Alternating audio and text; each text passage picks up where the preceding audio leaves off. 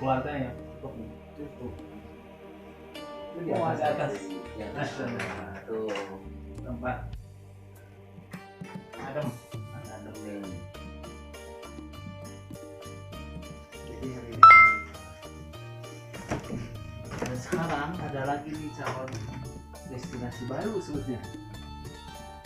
Dia konsepnya mau dibuat semacam wisata edukasi. Itu tanahnya lumayan 25 hektar. Cuma nanti kemarin saya diundang juga. Itu perorangan. Ya, kamu mah pemerintah senang-senang. Jadi kan kalau bicara pemberdayaan, ya tidak selalu harus pemerintah yang ini kan. Ya, dengan ada geliat dari masyarakat aja udah senang banget. Tinggal bagaimana nanti berkolaborasi. Ya, kolaborasi, kontribusi. Ya, dan apa namanya pemberdayaan ya untuk masyarakat di sekitar. Makanya saya sampaikan waktu kemarin pertemuan dengan harus bisa dibedakan antara desa wisata dengan wisata desa. Ya. Nah, kalau desa wisata kan seluruh komponen masyarakat segenap potensinya bersatu padu gitu. Ya. Bagaimana bisa menjadikan sebuah potensi yang bisa dijual. Kalau wisata desa ya tempat wisata yang ada di desa. Ya. Nah sekarang kan sudah ada dua yang ini di Guranteng, Pasir Gensik dan Wahana Alam Parung. Ini kan desa wisata desa. Bagaimana mereka bisa nanti saling terkait menjadi sebuah komunitas desa wisata. Ya. Jadi satu sama lain. Termasuk ini. Karena dalam wisata kan harus ada penunjangnya, amenitas, usulan fasilitas yang akan disuguhkan dari ya orang kan bapak misalnya datang dari Bogor mau ke kunjung kan susah. Dulu kalau nginep pasti di Tasik. Ya. Dulu dua tahun yang lalu saya kesulitan kalau ada malam-malam tamu karena kami belum siap. Kalau sekarang ya alhamdulillah. Ya. Ada villa, ada ini dua ruangan yang bisa dimakan. Kemudian di Pasir Gensik ada ya berapa 4 kamar lah di satu villa. Di Parung ada sekitar 20 kamar. Ya sengaja saya ajak sini biar nanti Pak Rian, Pak Imam punya gambaran lah tentang bagaimana Guranteng ke depan. Kalau saya sih punya keyakinan dalam hati saya itu karena perjalanan saya kalau saksi Pak EL ini bisa bercerita nggak kebayang Pak sampai hari ini Guranteng betul ya nggak kebayang. Mungkin kalau Bapak orang Bogor biasa aja gitu, saya kan Bapak lihatnya hari ini Guranteng seperti ini. 5 tahun yang lalu orang nggak pernah memandang Guranteng. 5 tahun loh Pak, bukan 10 tahun. 5 tahun yang lalu orang masih bicara Guranteng di mana. Hari ini orang udah dari Guranteng ya. Jadi kami dulu sempat di awal-awal dilantik jadi kepala desa Pak. Saya pernah acara tuh di Tasik, Sepriangan Timur.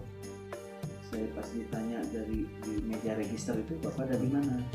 Kepala desa Sepriangan Timur. Saya bilangnya saya dari Guranteng. Orang Jakarta mana tahu Guranteng itu. Saya bukan kebetulan, saya sengaja bilang Guranteng itu supaya mereka tahu, minimal nanya setelah itu Gurantengnya di mana gitu. Saya jawab Guranteng itu di Tasikmalaya. Nah, ini sengaja saya buat karena ya kalau bicara mengangkat sebuah potensi di daerah ya salah satunya kan kita ingin dikenal banyak orang. Dan ini kan semua by design. Insya Allah. Karena ya betul. Dan betul Pak, yang menjadi penilaian waktu kami ikut lomba BCA Ubud, kami kan baru mentahan. Tapi kenapa kami masuk lolos 6 besar nasional? Nah, yang menjadi penilaian karena kami merancangnya melalui perencanaan dari mulai RPJMDes. Karena hari ini kepala desa wajib ya. Setelah ada dana desa di 2015 dan 2016 itu semua kepala desa wajib menyusun rancangan rencana jangka panjang dan jangka menengah desa. Rencana Pembangunan Jangka Menengah Desa RPJMDes. Dulu kan hanya dikenal di kabupaten. Nah di RPJMD itu saya sudah menyusun tentang visi misi dan juga perencanaan bahwa akan menjadi desa wisata terkenal di Jawa Barat. Mimpi saya, mimpi visi saya. Padahal dulu saya belum tahu apa-apa bagaimana caranya menyusun. Tapi paling tidak saya sudah bermimpi. Dan di Tasik dari 351 desa dulu hanya baru ada 24, dan itu pun kita kesulitan dong, ingin dapat SK Bupati itu susahnya minta ampun. Sekarang Pak Bupati mengeluarkan lagi ada 90 lebih desa wisata baru, dan kami dari 24 desa yang sudah di SK lebih awal, sekarang 5 desa diantaranya naik kelas dan diperintisah menjadi berkembang. Salah satunya desa Gelap. Jadi kenapa kemarin di Musreng saya sampaikan bahwa cara kami membangun ini kan tidak serta-merta harus bangun ini harus ngambil dari sini, bangun ini harus minta dari situ. Saya menggunakan, kalau di ilmu-ilmu itu ada teknik agile, manajemen agile. Walaupun saya tuh agile, yang saya pahami agile itu kan lincah, agile itu kan tidak patah arang, agile itu banyak cara gitu, jadi tidak selalu menggunakan cara-cara konvensional gitu. Nah, kalau bangun desa Guranteng menurut kami dengan menggunakan metodologi biasa-biasa saja, susah Pak. Masyarakatnya jelas kami itu di kampung, potensinya orang bilang nggak ada, luas wilayahnya paling luas se Kabupaten Tasik. Kami ini 2020 hektar itu sama luasnya dengan satu kecamatan. Jadi orang lain satu kecamatan, saya satu desa. Bagaimana mungkin kami membangun dengan anggaran yang tidak lebih sama dengan satu desa yang hanya 3 kampung, 5 kampung. Makanya kita menggunakan berbagai cara. Ya kalau saya istilahkan, kalau orang lain lari kencang, kalau kita harus lari ingin ngejar ke depan, ya harus duduk jongkok, kita lari. Saking 2017 saya dilantik itu, desa Guranteng itu dari 10 desa di Pagar Agung itu kita kategori menurut IDM-nya tertinggal. Dari 4 kategori kan tertinggal, berkembang, maju mandiri ya. Jadi wah, kumaha kerja keras tim semua, ibu-ibu, pemuda, semua berkorban. Ya semampu apa yang kita mampu, walaupun tidak terkonsep secara maksimal gitu, karena ya, perencanaan kami kan ada di desa, tapi kan tidak seperti Bapedanya di kabupaten.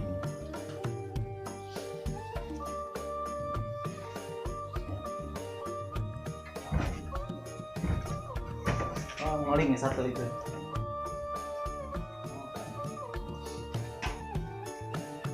Nah kalau ini tenda-tenda ini ada sewa-sewa. Acara bisa. Ya untuk tidur 6 orang bisa. Ini di atas 2. Jadi minimal bawa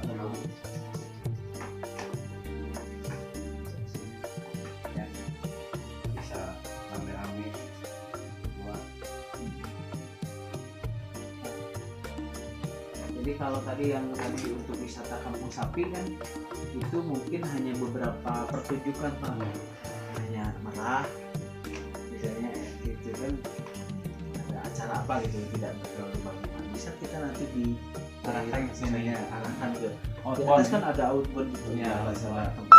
Kalau misalnya di sini ini ingin one stop apa istilahnya bukan one stop service, bisa mimpi saya orang ke Guranteng itu jalan satu hari. Iya, jadi pinginnya 2 malam, 3 malam, habisin duit di Guranteng gitu. Dan itu kalau menurut Anda itu perlu tadi rundown acaranya apa gitu. Iya, Jika bisa diinapkan. betul. Nanti hari ini juga kita sedang belajar membuat paket wisata. Masuk nanti dari sini mau kemana, nanti mana, mancing. Kalau mancing kita juga sedang garap tuh di sebelah yang pas setengah hektar itu, kita sudah buat tempat ikan. Maka tinggal pilih nanti kalian mau mana, mau Ya sebenarnya kami untuk melihat mereview potensi yang ada ya Pak. Jadi nanti kami coba olah dengan tim supaya menjadi satu kesatuan yang utuh. Yang mungkin utuhnya itu tidak harus langsung, tapi jadi bertahap. Ini dulu yang bisa diberdayakan bersama. Seperti apa kita evaluasi baru meningkat ke tahap 2, tahap 3 dan seterusnya. Tapi jelas tahapannya harus Tahapannya minimal itu step by stepnya itu sudah ada gitu. Berapa misalnya tahap pertama berapa tahun misalkan, untuk apa dulu, baru ketika sudah ini kita evaluasi baik meningkat lagi, atau kita belum bisa naik kelas berarti di sini dulu gitu Pak. Jadi memang potensi desa itu kan nggak langsung kita bom dulu Pak, tapi memang ada tahapan untuk adaptasi dulu. Kan kalau kita banyak uang kan langsung Pak ya, kayak yang di Parung kemarin kan, udah uang ini masuk, ini investor lagi masuk. Ya memang di sisi sebagai pengusaha bisa jadi menguntungkan Pak, karena sekali uang kan langsung ini, tapi kalau dari sisi pemberdayaan kan berbeda gitu pengolahannya. Jadi kan kapasitasnya kan pelan-pelan kita coba up lah kalau gitu Pak.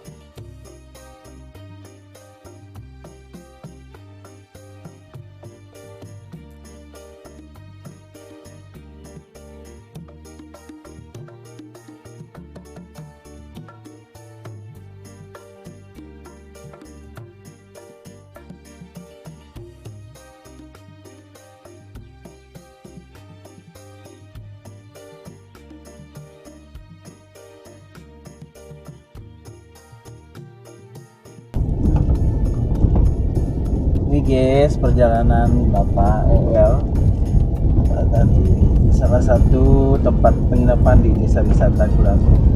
Kita baru saja keluar. Jadi kita nggak ada vlog nih. Barang kita kayak gini itu mesti dianggap.